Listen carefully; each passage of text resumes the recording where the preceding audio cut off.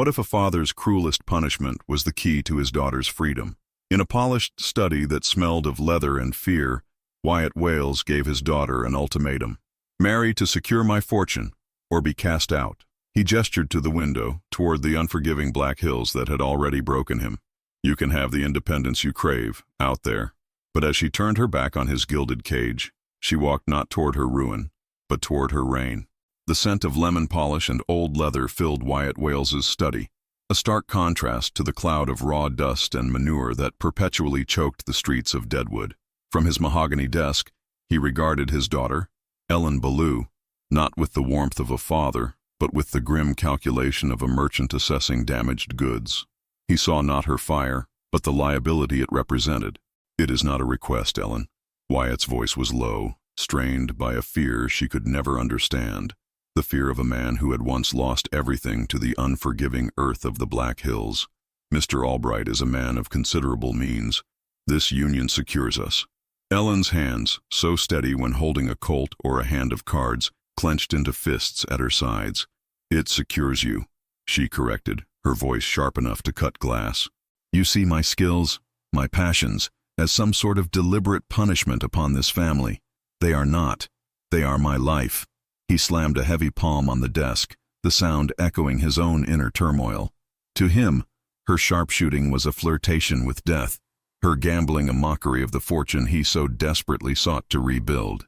Your life is to be a wife, a lady, not some spectacle in a dusty saloon.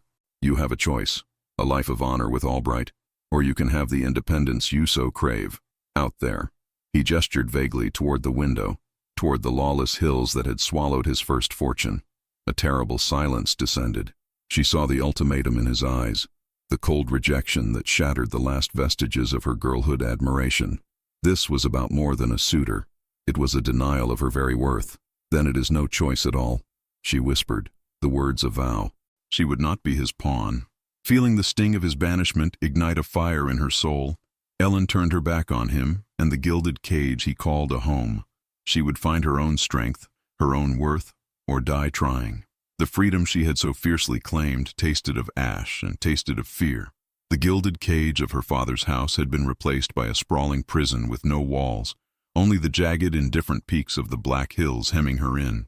Here, in the raw gulches where men clawed at the earth for salvation, survival was a currency Ellen did not yet possess. The first few days bled into a miserable haze of gnawing hunger and the bone-deep chill of nights spent huddled beneath a threadbare blanket, the scent of damp pine and unwashed men, a constant, suffocating perfume. She learned quickly that a woman alone was seen not as a person, but as a vulnerability, an opportunity. Her father's pronouncement of her life as a spectacle echoed with cruel irony as she became just that. Miners, their faces caked with mud and greed, would pause in their work to stare, their eyes lingering with a mixture of crude speculation and contempt. She heard the whispers that trailed her like a shadow, that she was some runaway wife, or worse. The way she carried herself, with a straightness to her spine that bespoke a life of comfort, seemed to mock their own desperate toil. "Look at her," a grizzled man with a tobacco-stained beard muttered to his companion, loud enough for her to hear. "Thinks she's too fine for the mud." Another savage in silks. The word savage meant to wound, instead struck a strange defiant chord within her. If being savage meant refusing to break, then she would wear the title as armor. The moment of testing came not under the harsh light of day, but in the flickering, treacherous firelight of dusk. A gaunt man, his eyes hollowed out by desperation and cheap whiskey, had been watching her. He saw not a woman, but a target, the small satchel at her side, which he imagined held some hidden coin, and the waterskin she guarded as if it were gold itself. He moved with a predator's slouch, his hand resting on the hilt of a rusty knife. "Lost, little bird?" he rasped, his breath a foul cloud. He took another step, blocking her only path of retreat against a cluster of boulders. Ellen's heart hammered against her ribs, a frantic drumming that seemed loud enough for the whole camp to hear. Yet her hands, those hands her father had so despised, were preternaturally steady. She did not speak. Words were her father's weapon. They had failed her. Her body remembered a different language. As his hand reached for her satchel, her own moved in a blur of practiced grace. The click of the Colt's hammer being pulled back was a small, sharp sound that cut through the evening air with absolute authority. The man froze, his eyes widening as he stared not at her face, but at the unwavering black eye of the pistol's muzzle. He had expected tears, pleas. He had not expected this cold, silent promise of death. Without a word, Ellen shifted her aim slightly to the left and fired. The explosion was deafening. The man's tin cup, which had been dangling from his belt, flew into the air. A neat hole punched through its center before clattering to the ground. He scrambled back, tripping over his own feet in his haste to flee. A silence fell over the nearby campfires. The murmurs ceased. The mocking gazes were replaced by something new, a wary, grudging respect. No one offered comfort. No one offered aid, but they no longer saw a victim. They saw a survivor. As the quiet returned, a profound and aching loneliness washed over Ellen. She had proven her strength, but the victory left her utterly, terribly alone, the silence amplifying the truth that she had no one, and that this brutal, liberating independence was a burden she must now learn to carry. The echo of the gunshot had long faded, replaced by the chirping of crickets and the whisper of wind through the pines. Yet the silence that followed was louder to Ellen than the blast itself. It was a hollow, ringing void where a family's warmth ought to have been. The grudging respect she had won from the miners was a cold comfort, a perimeter of fear she had drawn around herself. In proving she was not a victim, she had cemented her isolation, becoming an island in a sea of hungry, wary men. Her gaze drifted past the sullen glows of their individual fires to a larger, brighter blaze further down the gulch. Laughter, a sound so alien it felt like a memory from another life, carried on the breeze, accompanied by the rich, invigorating aroma of brewing coffee. Drawn by a force stronger than her own caution, Ellen moved toward it. Her satchel, now holding her waterskin and the few possessions she had, felt less like a target and more like an anchor in the darkness. The group around this fire was different. She saw the weathered face of an old man whittling a piece of wood, a young couple huddled close under a shared blanket, and a woman who sat straighter than the rest, her hands wrapped around a tin mug as she surveyed the circle. Her face was a roadmap of hardship and survival, etched with lines of sun and sorrow, but her eyes held a clear, unyielding intelligence. This was a woman who had seen the world and had not flinched. As Ellen hesitated at the edge of the firelight, this woman's gaze fell upon her. There was no pity in it, nor the crude speculation Ellen had grown to expect. It was a look of frank assessment, a weighing and measuring that went deeper than the fine cut of her dusty dress. "No sense standing in the dark," the woman said, her voice raspy but firm, carrying the easy authority of command. "The coffee's hot and the fire's free. I'm Clara." The invitation was so simple, so devoid of artifice, that it disarmed Ellen completely. She stepped into the circle, the warmth of the flames a welcome balm against the night's chill. She gave her name, the single word feeling strange and new on her tongue. Clara simply nodded, passing her a spare mug filled with the steaming, bitter brew. No one asked where she came from or why she was alone. Instead, the old prospector, who introduced himself as Jed, spoke of a seam he'd lost in '68. The young couple, Mary and Tom, whispered of the failed farm in Ohio they had fled, their dreams now pinned to the unforgiving Dakota soil. In their plain-spoken stories, Ellen heard the echoes of her own exile. They were all runaways from a life that no longer fit, seeking not just gold, but a place to remake themselves. A deck of worn, greasy cards appeared, and Jed proposed a small wager for a pouch of tobacco. Clara glanced at Ellen. "Care for a hand? Stakes are low, but pride is high." A flicker of the woman she used to be, the woman her father had condemned, sparked within Ellen. Here her talent was not a sin. It was a currency. "I'll play," she said, her voice steady. She wagered a portion of the dried meat she had managed to buy. The cards felt like old friends in her hands. She watched the subtle tells, the way Jed's eye twitched when he held a good pair, how Tom nervously cleared his throat before a bluff. She played with a quiet, focused grace, the calculations flowing effortlessly. In the end, she laid down a full house. Her winning hand met not with resentment, but with a few appreciative chuckles. She had won a small pile of supplies, coffee, some jerky, a whetstone, but what she had truly gained was immeasurable. It was a feeling of worth, earned on her own terms. As she gathered her winnings, Jed looked out toward the dark ridges that framed their camp.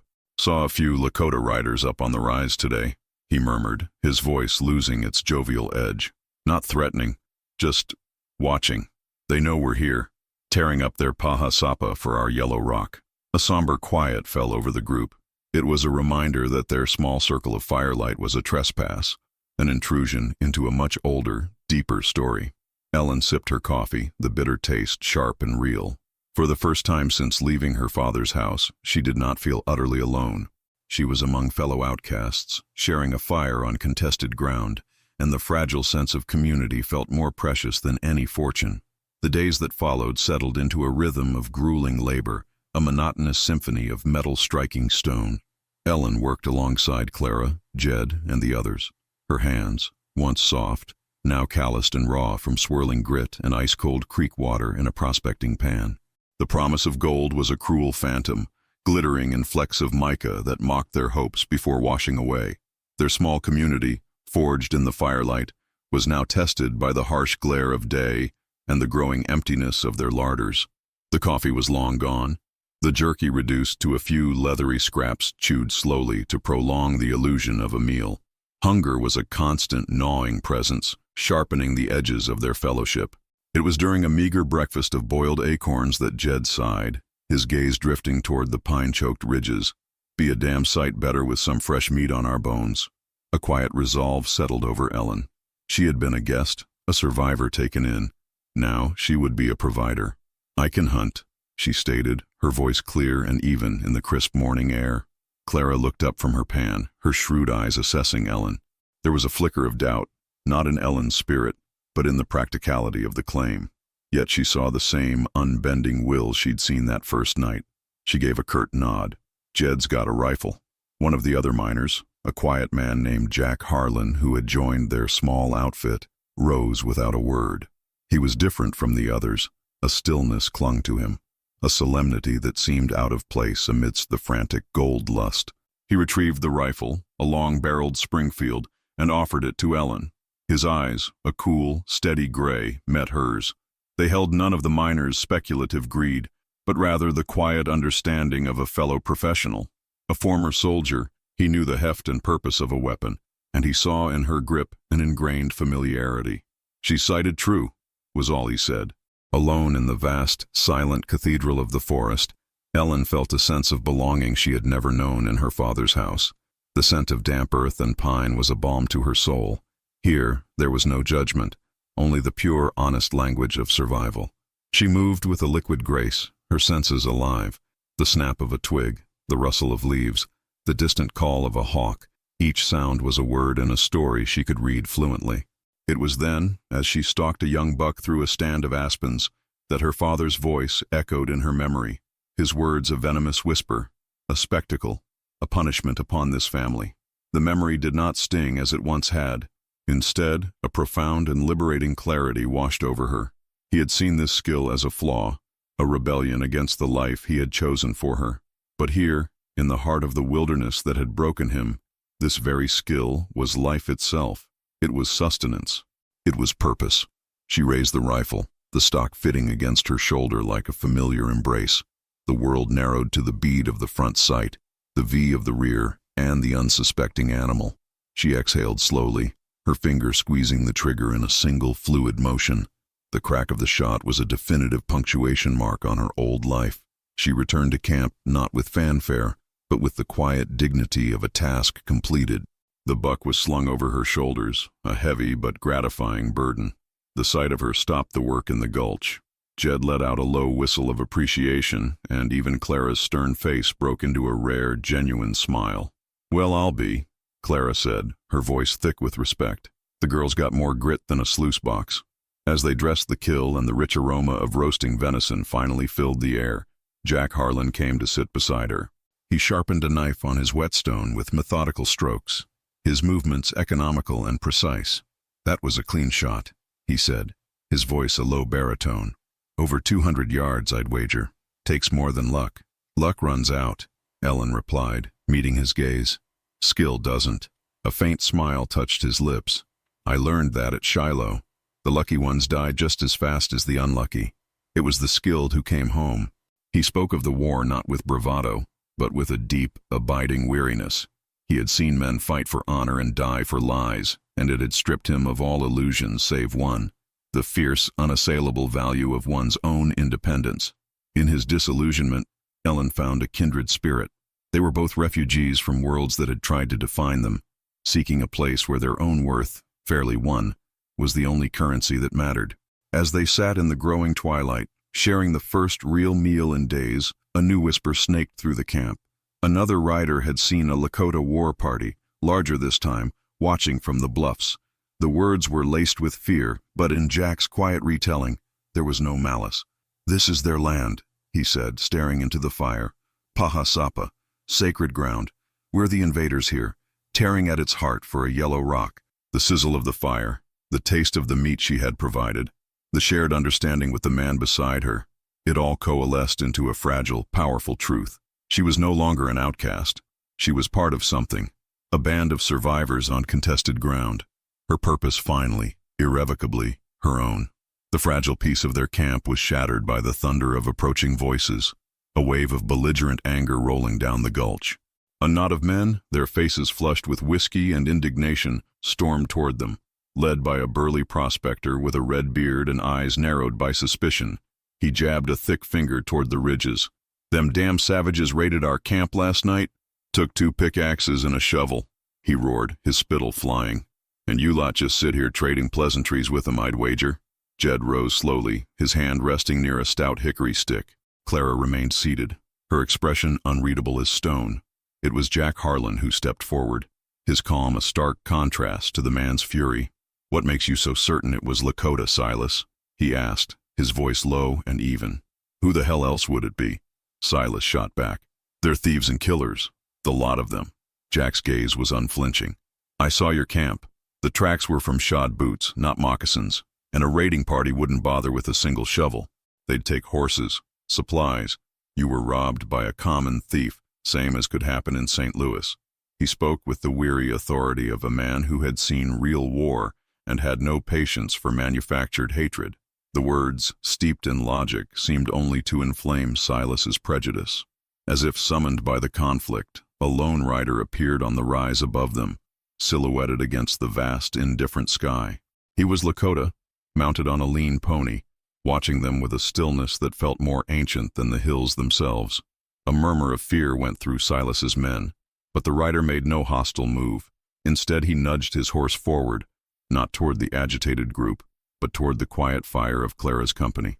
He stopped at a respectful distance, raising a hand in a gesture of peace. In his other hand, he held a small bundle of dried sage and several freshly snared rabbits. Ellen felt a shift in the air, a tension that was different from the threat of violence. This was the friction of 2 worlds colliding. The Lakota man's eyes, dark and intelligent, passed over them all before settling on her. He saw not a frightened woman, but the one who carried herself with the quiet confidence of the rifle. He dismounted, and in a mixture of hand signs and sparse guttural English, he offered a trade, rabbits and sage for one of their cast-iron pots. It was Clara who accepted, her nod crisp and businesslike. As the exchange was made, Jack murmured to Ellen, "They're not stealing tools. They're fighting for their lives. We tore up the riverbeds where they find medicinal plants, scared off the game. Every yellow rock we pull from the ground is a piece of their world we've destroyed." His words landed with profound weight, dismantling the caricature of the savage and replacing it with the complex, painful truth of a displaced people. Ellen looked at the scout, seeing not an enemy, but another survivor on this same contested ground.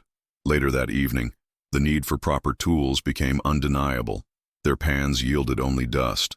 Silas and his men, having grumbled their way back to their claim, were now engaged in a loud, drunken game of poker, their stolen tools lying nearby.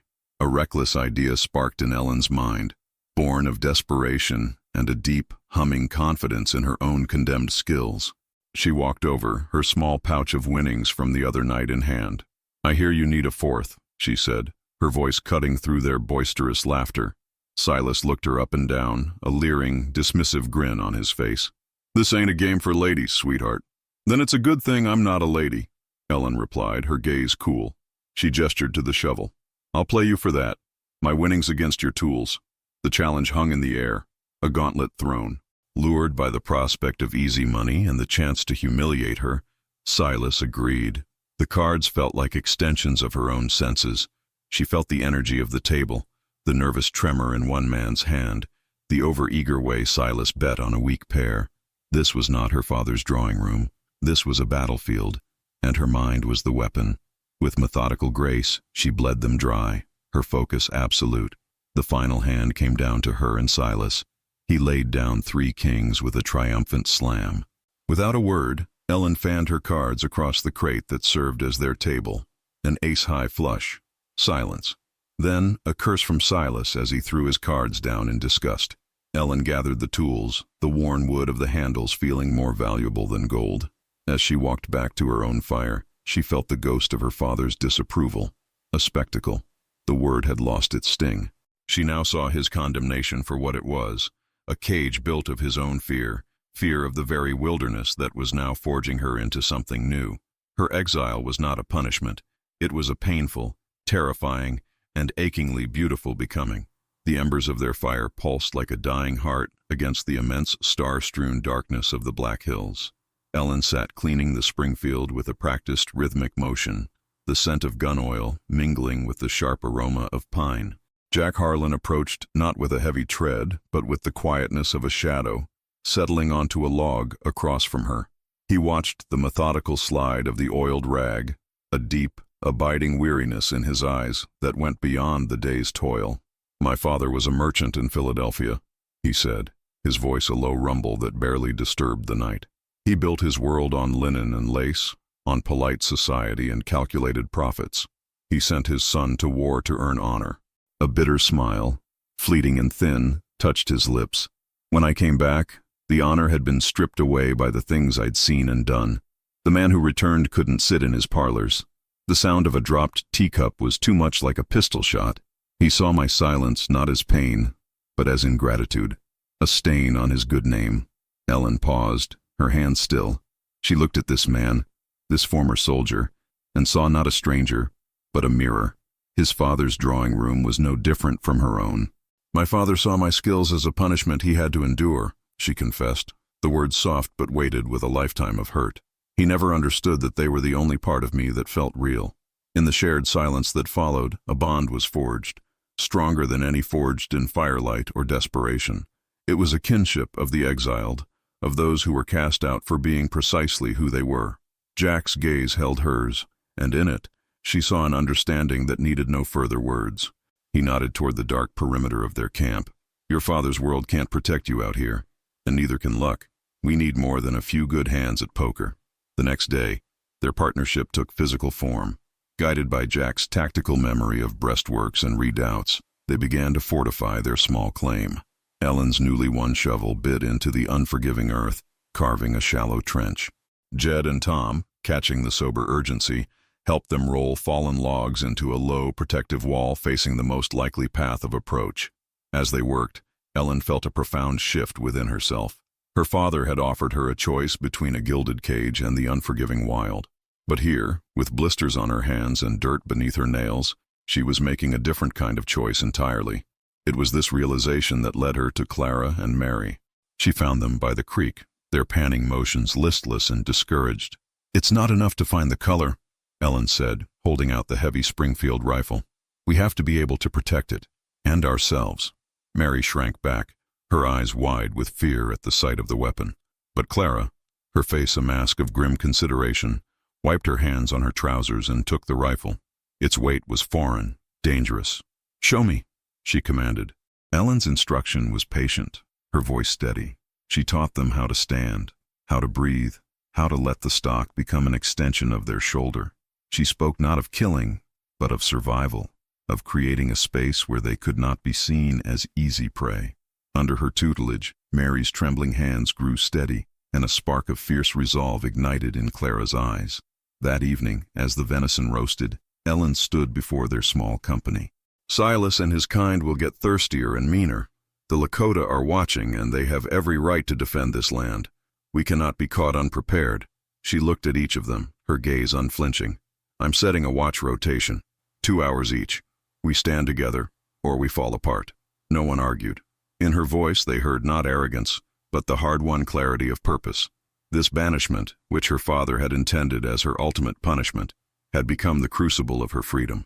It was the freedom to choose her own allegiances, to defend her own ground, to build a life from the bedrock of her own skill. As she took the first watch, the rifle resting comfortably in her arms, she looked out at the vast, wild darkness. She was no longer a spectacle. She was a guardian.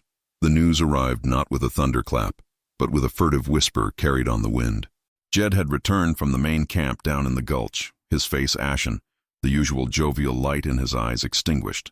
He found Ellen and Jack reinforcing the low wall of their claim and drew them aside, his voice a low, urgent murmur that the wind seemed eager to steal.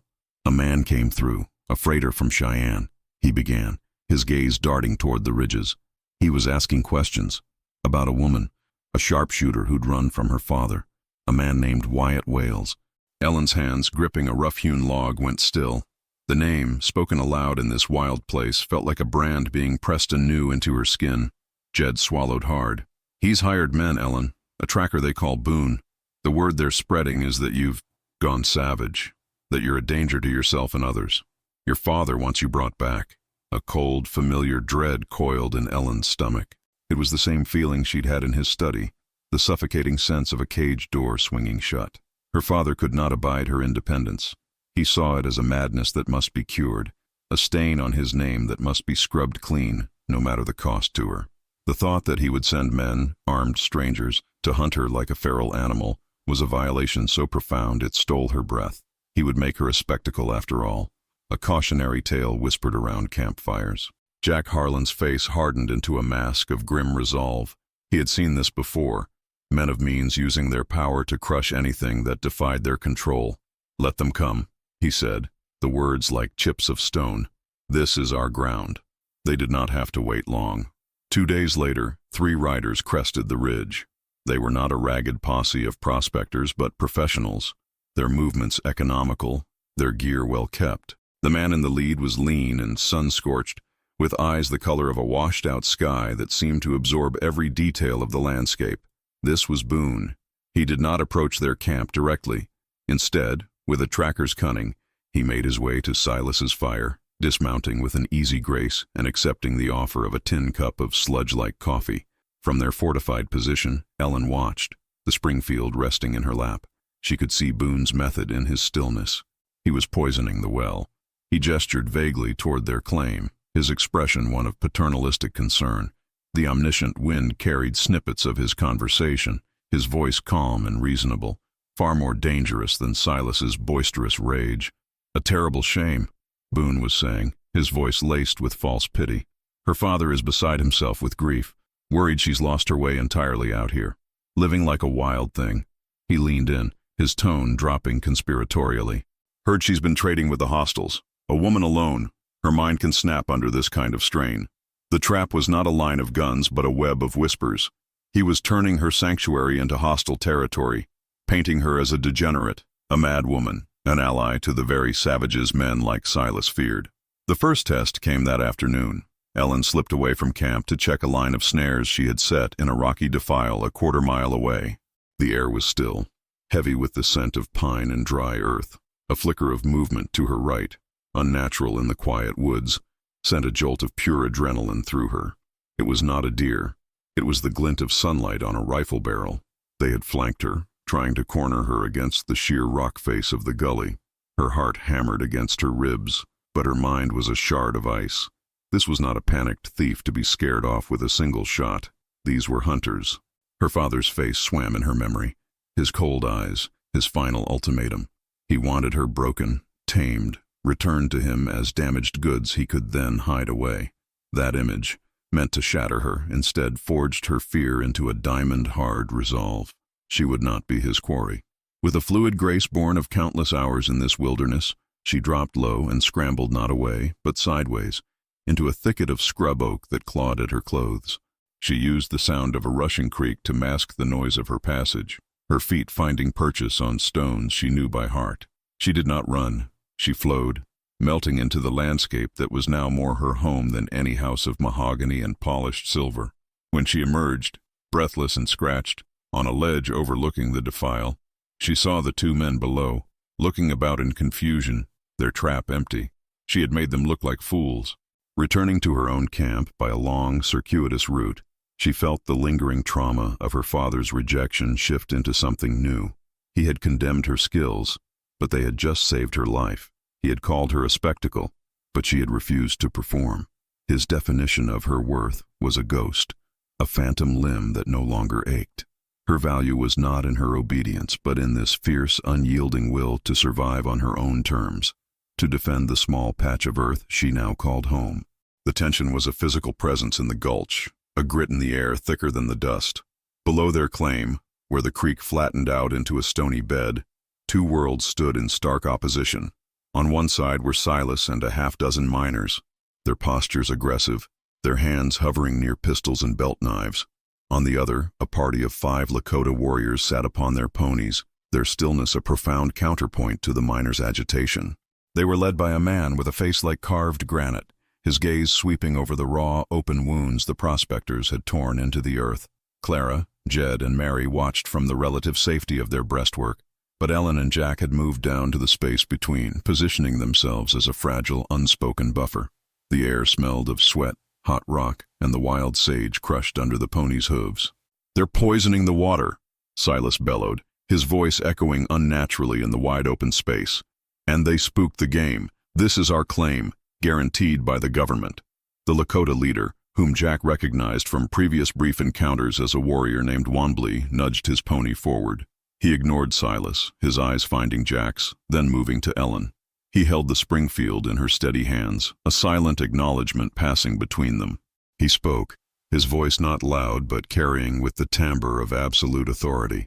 The words were Lakota, but the meaning was clear in his sweeping gesture, which encompassed the scarred hillsides, the muddied creek, the whole violated landscape. Jack translated in a low murmur, for Ellen's benefit as much as anyone's. "He says this ground is Wakan, sacred. He says we are not just taking the yellow rock, we are scraping the skin from the bones of their mother. He says the plants his people use for medicine will no longer grow in our filth."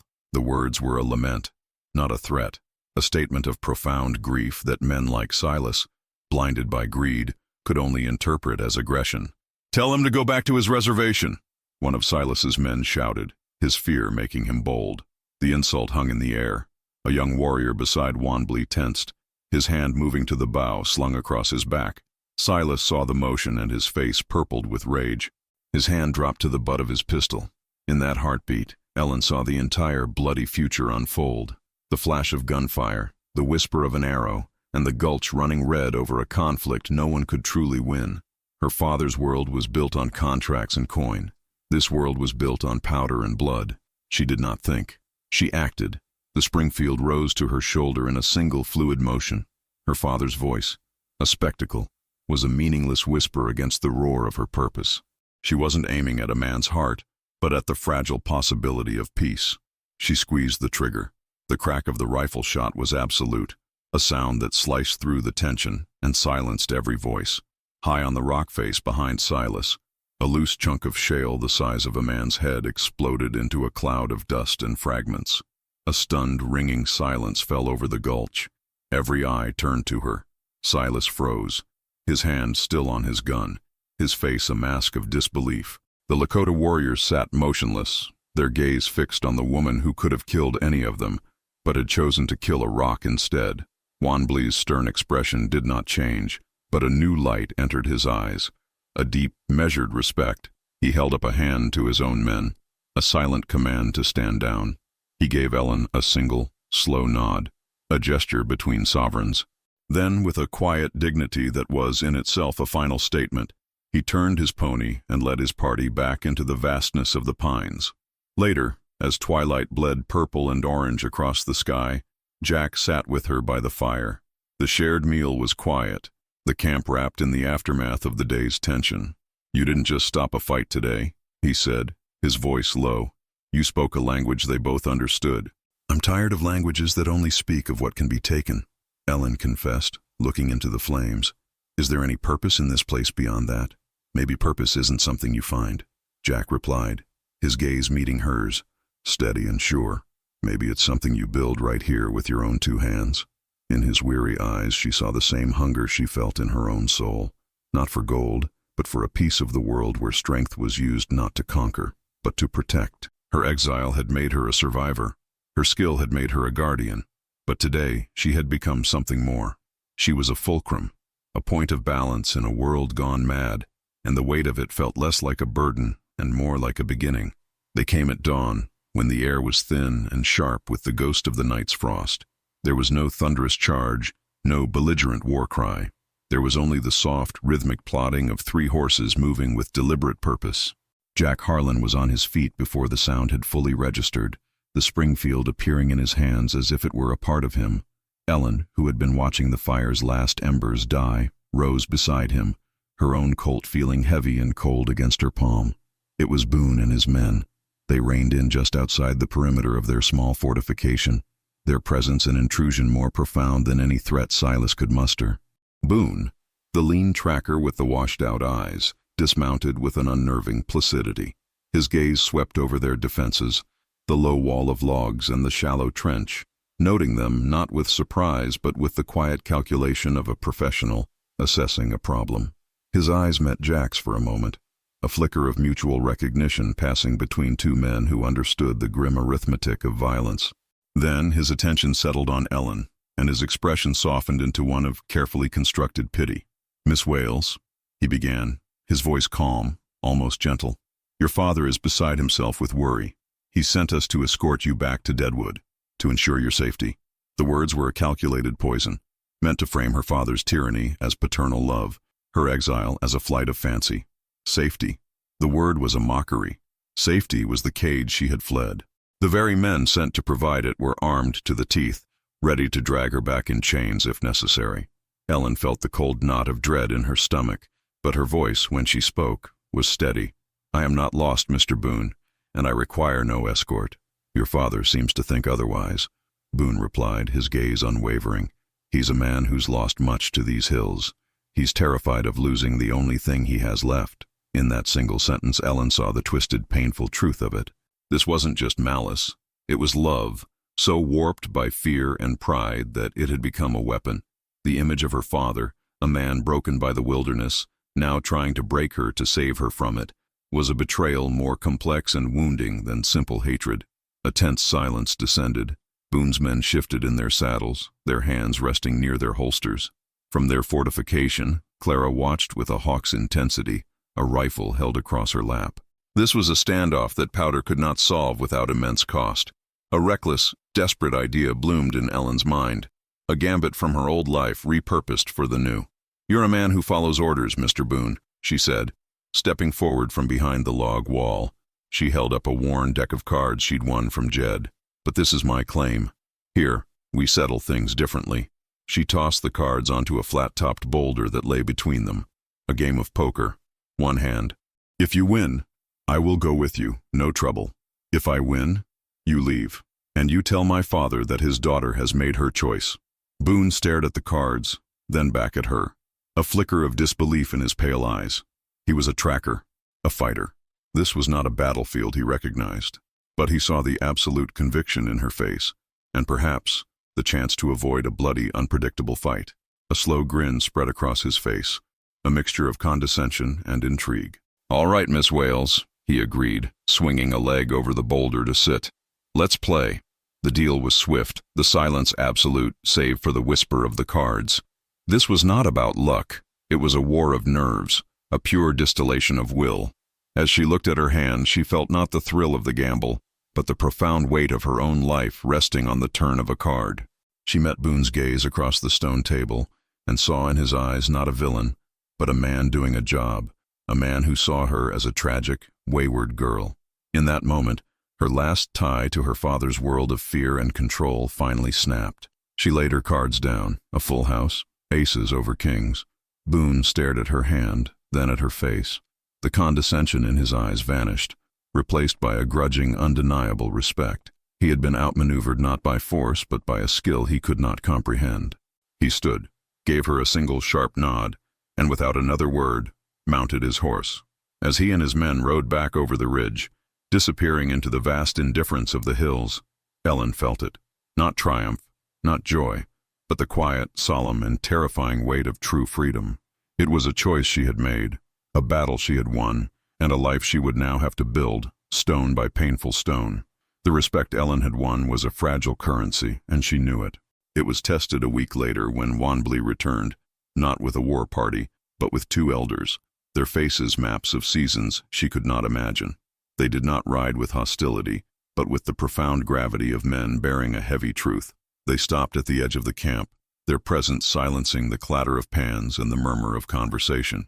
Jack met them first, his posture one of sober respect. Ellen stood beside him, her hands empty, a deliberate signal that this was not a meeting of arms. Wanblee spoke, his Lakota words a river of sound in the still afternoon air, flowing around the hard rocks of Jack's sparse translations. He spoke not of their small claim, but of a greater sickness infecting the Pahasapa. More are coming, Jack murmured, his eyes fixed on the elder's face. Not just prospectors.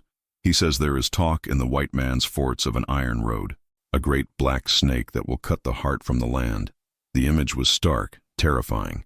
This was not about a few stolen tools or a muddied creek. This was about annihilation.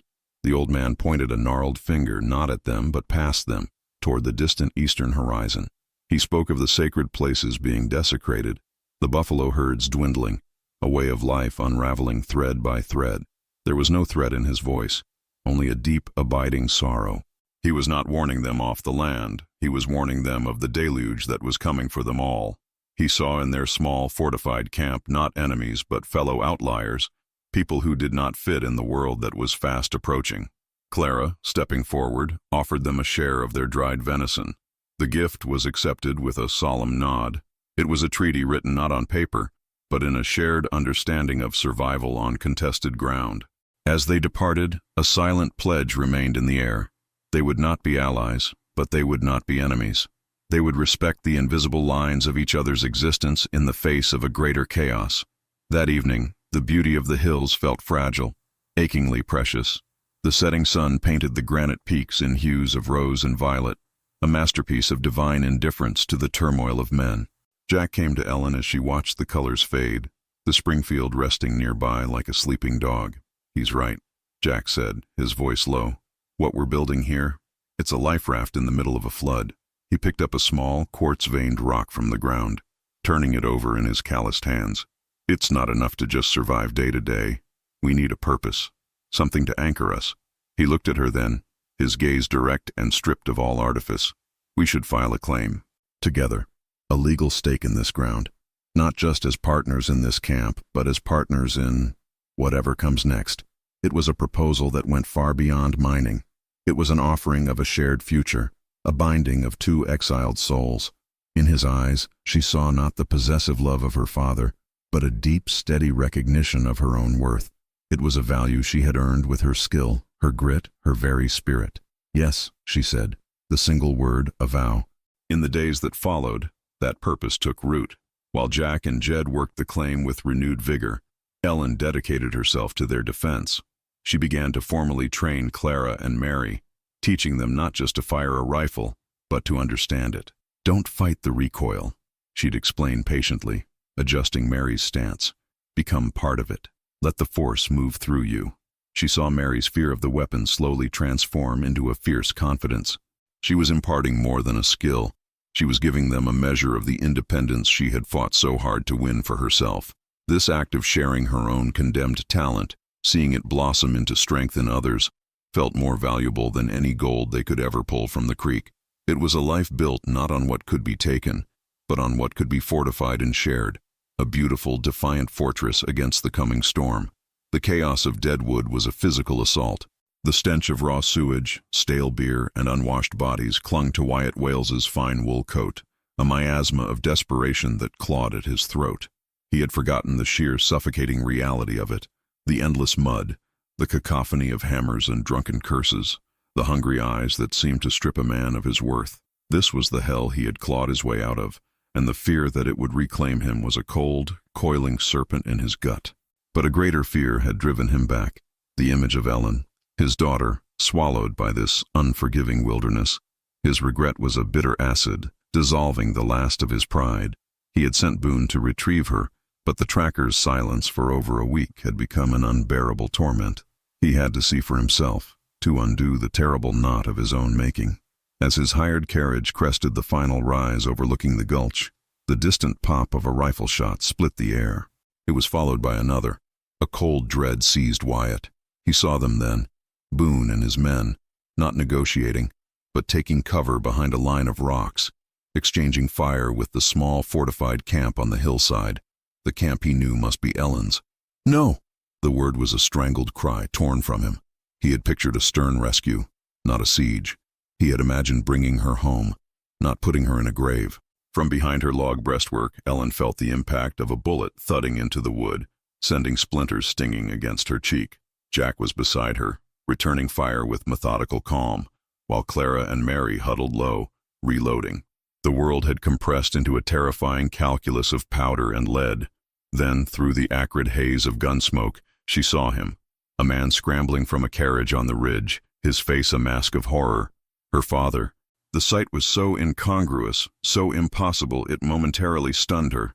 He was a creature of mahogany and ledgers, yet here he was, in the heart of the chaos he so despised, his face twisted in a way she had never seen before, not with anger, but with pure, naked terror. "Hold your fire!" Wyatt's voice, thin and desperate, was nearly lost in the ringing of the shots. "In God's name, stop!" A lull fell over the gulch, the sudden silence more deafening than the gunfire. Ellen rose slowly from behind the wall, her rifle held ready. She saw Boone look from her to her father with frustrated confusion. This was not the simple retrieval he'd been hired for. Ellen's eyes locked with Wyatt's across the 100 yards of scarred earth that separated them. She saw him not as the cold tyrant of her memory, but as a frightened, desperate man, utterly out of his element. All the pain of his banishment, all the fear of the last weeks, coalesced into a single, white-hot point of anger. "Is this your reconciliation?" she called out, her voice clear and sharp as shattered glass. "To send hired guns to kill me on my own land?" Wyatt stumbled forward, his hands raised in a gesture of frantic appeal. "No, I told them to bring you home, to keep you safe." "Safe?" The word was a bitter laugh. "You call this safe? You who cast me out with nothing? You sent these men after me like a stray dog, spreading poison that I was some savage who'd lost her mind." She took a step forward, her presence so commanding that even Boone's men held their ground. "You see this wilderness as a thing that breaks men. And it did. It broke you. But it did not break me. It forged me. Everything you despised in me, my skill, my will, is what kept me alive when your safety left me to starve." Her words struck him with the force of a physical blow. He saw her then, truly saw her for the first time. Not his daughter, not a liability, but a woman standing on her own ground, defended by a weary soldier and a grim-faced woman, her strength a palpable force. "This place, it takes everything," he whispered, the old trauma raw in his voice. "I couldn't lose you too." "You lost me in your polished study, Father," she said, her voice softening with a final, aching sadness. "You lost me when you decided my worth was measured only by the man I married. The people you call savages have shown me more honor than you ever did. We are not taking from this land. We are trying to build something on it, a purpose, something your fear would never allow you to understand." She looked from his pale, stricken face to the vast, indifferent hills. Her exile was complete, not because he had cast her out, but because she could never go back. Wyatt's desperate plea hung in the gun-smoke-choked air, a fragile thread in a tapestry of violence. But his authority, once absolute, was now meaningless. For some, the chaos was not a tragedy to be stopped, but an opportunity to be seized. Silas, his face a mask of primal greed, saw his chance. With Boone's command structure dissolved, two of the tracker's men saw only a claim to be taken and a troublesome woman to be silenced. "To hell with the old man," Silas roared, raising his pistol not at Ellen, but at the Lakota party still watching from the rocks. "Let's clear this whole gulch." The shot was a declaration of war on all fronts. An arrow, swift and silent as a raptor's thought, whispered past Silas's head, embedding itself deep in the frame of Wyatt's carriage. The battle was no longer a standoff. It had become a maelstrom. Ellen's mind, forged in the cool logic of cards and calculations, did not panic. It narrowed. This was not a duel. It was a multi-handed game with shifting stakes. "Jack, the ridge! Keep them off Wanbley!" she commanded, her voice cutting through the din. "Clara Mary, suppress Silas's men. Aim for the rocks at their feet. Don't waste lead on kills. Just keep their heads down." This was her greatest gamble. Not with cards, but with lives. She trusted her allies, wagered on their newfound skill. As Jack laid down precise, suppressive fire toward Boone's men, Ellen focused on the nexus of the conflict, Silas. She saw his wild, unfocused rage, the way he aimed with brute anger rather than skill. He was a bad player going all in on a weak hand. She raised the Springfield, the stock of familiar comfort against her shoulder. The world became a tunnel. She saw the glint of his pistol, the puff of smoke, and felt the whisper of lead pass harmlessly overhead. Her own shot was not an answer, but a statement. It did not strike Silas, but the powder horn on the belt of the man beside him, which erupted in a flash of white smoke and impotent sparks. The man screamed, more from shock than injury, and scrambled for cover. The charge faltered. From his vantage point, Wanbley watched, his expression unreadable. He saw the white men turning on each other, but he also saw the woman, her strategy clear. Her fire was not aimed at his people, but was actively drawing it away from them, protecting them. It was a language of battle he understood perfectly. With a sharp cry, he and his warriors unleashed a volley of arrows not into the main fight, but at the edges, creating a perimeter of deadly uncertainty that pinned the raiders between two fronts. They had become unwilling temporary allies, bound by the actions of one woman. The fight broke, caught between disciplined fire from the breastwork and the unnerving threat from the ridge. Silas's mob dissolved into a panicked scramble for safety. They fled down the gulch, their greed extinguished by a fear they could not overcome. A profound silence fell, broken only by the wind and the shuddering sobs of Wyatt Wales, who stood alone amid the debris of his own making, a king surveying a kingdom of ruin. Ellen walked toward him, her face smudged with soot, her eyes holding no pity, only a vast, weary finality. He had offered her a cage or the wilderness, and now he stood trembling before the queen of the very domain he feared. Her choice was no longer a thing to be debated. It was a fact, written in gunpowder and blood. "Go home, father," she said, her voice devoid of heat. "There is nothing left for you here." He looked at her, at the unwavering strength in her gaze, and knew she was right. He turned and walked back to his carriage, a man not merely defeated, but erased. That night, as the stars blazed with a cold, distant fire, Jack came and sat beside her. The scent of pine and spent powder still lingered in the air. He said nothing for a long time, simply watching the quiet, methodical way she cleaned her rifle. "When I was at Shiloh," he finally said, his voice a low baritone that seemed to absorb the darkness, "I saw men fight for glory, for honor, for a flag. But today you fought for a purpose. You held this ground not just for us, but for everyone on it." He reached out, his calloused fingers gently touching her hand, stilling its motion. That kind of strength, that kind of worth, it's the rarest thing in this world. His gray eyes, so often filled with weariness, now held a light that was warm and fiercely alive. "I think I've loved you since you shot that tin cup, but I know it now. I love you, Ellen." Her name on his lips was not a title or a possession, but an acknowledgement. It was a recognition of the woman she had become, forged in the very fires meant to destroy her. She leaned her head against his shoulder, the solid warmth of him an anchor in the vast wilderness. The weight of her freedom was immense, but for the first time, she did not have to bear it alone. The dust of the frantic retreat had begun to settle, but the silence it left behind was raw and wounded. Wyatt Wales stood frozen beside his carriage, a ghost in a world of violent, undeniable reality. The man he had been, a merchant of polite society, a purveyor of measured control, had died on this ridge. Below, his daughter stood not as a victim, but as the calm center of the storm she had just commanded. He had told her to go, and now he saw with blinding, soul-crushing clarity that she had. Silas's mob had fled, but the professional, the man hired to do a job, had not. Boone stood apart from his men, his expression unreadable, his gaze fixed on Ellen. The job was not done.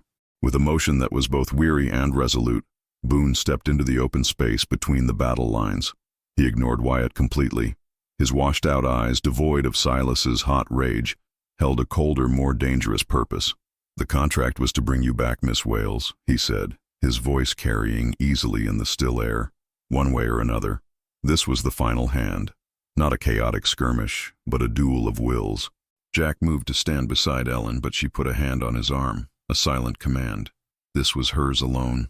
She stepped forward, leaving the protection of her allies, meeting Boone in the no-man's land of scarred earth. "My father's contracts have no authority here," she stated, her voice as steady as the rock beneath her feet. From the ridge, Wyatt watched, his heart a frantic drum against his ribs. This was the spectacle he had always feared, the vulgar display of her skill. Yet now, seeing it, he felt not shame, but a profound, gut-wrenching awe. He saw the way she stood, balanced and calm. The world narrowed to the space between her and her opponent. This wasn't the wild flailing of a cornered animal. It was the focused grace of a master. He realized with a clarity that felt like a physical blow that the unforgiving wilderness he had sent her into as a punishment had not been a crucible of suffering, but a whetstone. It had not broken her. It had sharpened her to this impossibly fine point. The world seemed to hold its breath. The sun beat down, glinting off the polished steel of the pistols. Boone drew first, his motion a blur of professional speed. But Ellen was not reacting to his speed. She had anticipated it. Her own Colt was in her hand, not in a desperate answer, but as part of a single fluid thought. The two shots were so close together they sounded like one thunderclap echoing through the gulch. Boone cried out, a sharp curse of shock, and his pistol flew from his grasp, clattering uselessly to the ground. He stared at his hand, at the stinging red furrow where the bullet had grazed his knuckles, a deliberate, masterful mark of her mercy. He could be dead. He knew with absolute certainty that he should be. He looked at Ellen, and for the first time, a flicker of something akin to fear entered his washed-out eyes. She did not raise her pistol to finish him. She simply stood there, the smoking barrel held loosely at her side. She had made her choice. Slowly, Wyatt stumbled down the hill, his legs unsteady. He stopped before her, his gaze falling from her resolute face to Boone's trembling, disarmed hand. I saw a punishment," he whispered, the words ragged. "I saw your skills as a stain on our name, but it was my own fear I was looking at, my own weakness." He finally met her eyes, his own swimming with a lifetime of regret. "I sent you to the one place that broke me, and it made you whole. Can you forgive a foolish, frightened old man?" "I forgive you, Father," Ellen said, and the words were soft, but they carried the weight of a final judgment. "But I am not coming home. You cast me out into the wilderness, and I found my home was here all along." Her exile was over, not because he had rescinded it, but because she had claimed the land of her banishment as her own sovereign ground. The air, once thick with the acrid bite of gunpowder, slowly surrendered to the familiar scents of pine and dry earth. Wyatt Wales turned, his fine wool coat now a dusty shroud, and walked toward the carriage that represented a world he no longer understood. He did not look back. He could feel Ellen's gaze on him, a weight heavier than any judgment, and knew that in her forgiveness there was a finality more profound than any curse. He had sent her into the fire, and she had emerged not burnished, but forged anew, leaving him behind in the ash. As the carriage disappeared over the ridge, a collective breath was released in the small camp. The battle was over, but the war for this small patch of ground was a permanent state of being. Jack Harlan came to Ellen's side, his hand finding hers, the rough warmth of his calloused skin a grounding reality. His touch was not possessive, but a quiet acknowledgement of a truth that had been sealed in the day's violence. They were partners, in this claim and in this life. "What he called a punishment," Jack murmured, his gaze following the dust cloud of the departed carriage, "was a gift. He gave you the one thing he could never have himself, a world you could make your own." In the days that followed, Jack's words became their creed. The fortified camp transformed. It ceased to be merely a defensive position and began to breathe with the rhythm of a community. Guided by Jack's quiet pragmatism and Ellen's unwavering vision, they laid the foundations for something more permanent. Jed, his jovial nature restored, began constructing a long-tom sluice, his engineering more hopeful than his prospecting had ever been. Clara, her authority now undisputed, became their quartermaster, organizing supplies and bartering with a shrewdness that would have made Wyatt Wales blanch.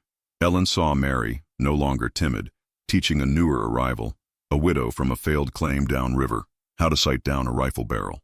"Don't be afraid of the power," Mary said, her voice steady. "Just learn to respect it."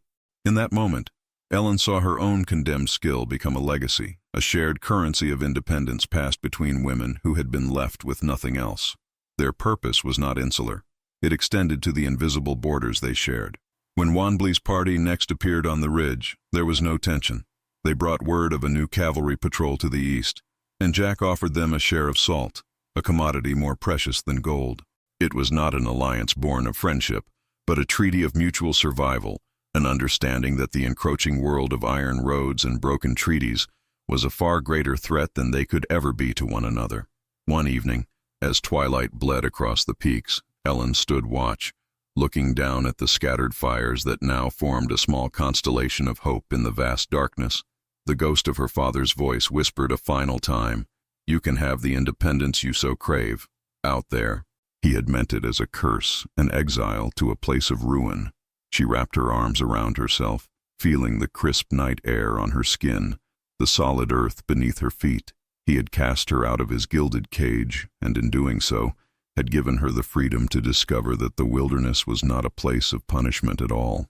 It was a canvas, and on it, with her own hands, surrounded by fellow outcasts, she was building a life. Not a life of honor as defined by a man's name, but a life of worth, defined by her own actions.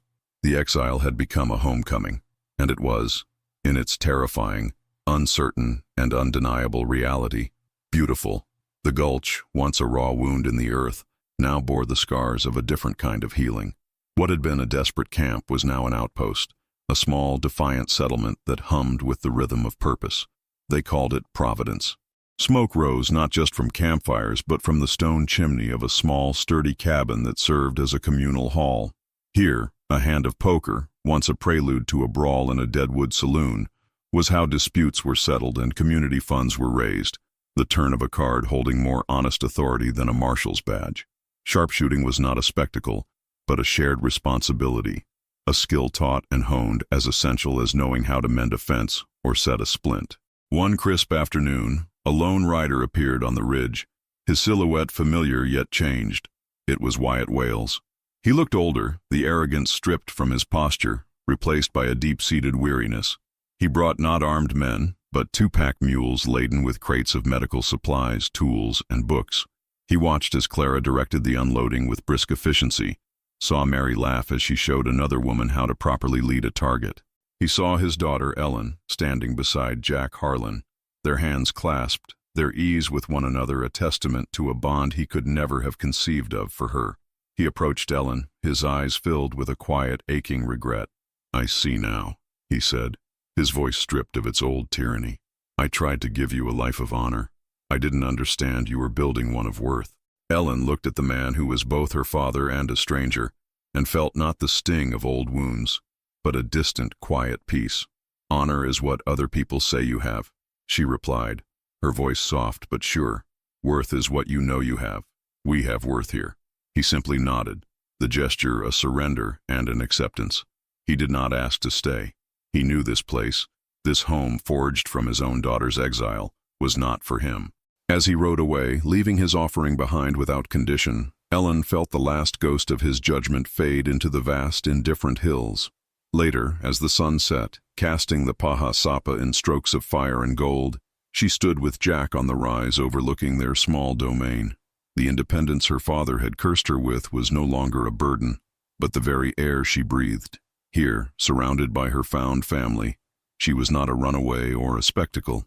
She was a founder, a protector, a woman who had been cast into the wilderness and had chosen not merely to survive it, but to make it bloom. Jack squeezed her hand. "He finally understands," he murmured. "He understands I'm free," she corrected, a faint smile touching her lips as she leaned against him.